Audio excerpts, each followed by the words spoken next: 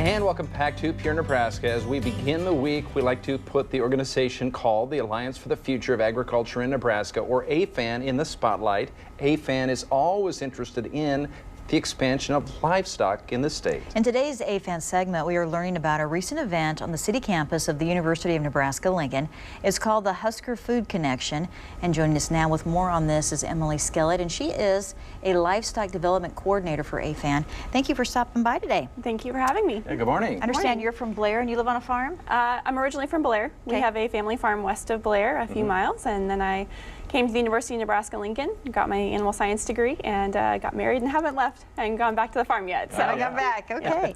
Well, we've covered the Husker Food Connection, and this is really a unique event designed to expose kids to the world of agriculture. So talk about that. This is a great opportunity for our ag students from Kasner to come over onto city campus and talk to our more urban consumer audience of the younger students who tend to make the decisions later on in the food production cycle. So this is a great opportunity for kids to have conversations about what goes on their farms or ranches, and kind of answer some of those tough questions, like what GMOs are, or what gestation stalls may be, just some questions that maybe they hear on the internet and they don't have any connection to ask people who really work in the industry.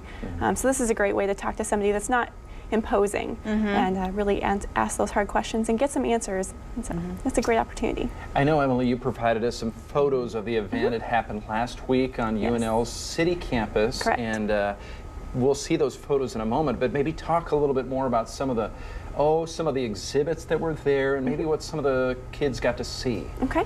Well, first, our big pull is obviously we have animals at this event. We have a dairy cow-calf pair that comes, as well as chickens, a small feeder pig that comes, as well as the university's mobile beef lab, which has the fish-related steer, so you can learn about the inside of the cow and learn about the rumination and all of that. And so that's a great draw because a lot of these kids don't get to see these kinds of animals in their day-to-day lives. And so this is a great way, again, to talk to some of the farmers or ranchers and ask them some hard questions. Then we also serve a meal. So we had Skeeter Barnes cater again this year, and so we have barbecue beef and pork and chicken sandwiches, deviled eggs, lemonade, and that's a free meal that's provided by Nebraska's farmers and ranchers. So how many students and maybe faculty were there? Well, we fed around 2,500 students this year. Obviously, there were more that came through that maybe didn't eat, but we also had around 40 to 50 volunteers, student volunteers, as well as volunteers from our other ag organizations that came out to help. Okay, and Emily, why do you think it's so important to help college students understand where their food comes from? Well, again, I think there's a large disconnect, and there's a lot of misinformation that floats around out there on the internet and through social media, and this is a great way for kids to really, again, ask those hard questions and get some information from students who, this is their livelihood, this is what their families have done for generations, and they know what they're doing and they have a passion for agriculture.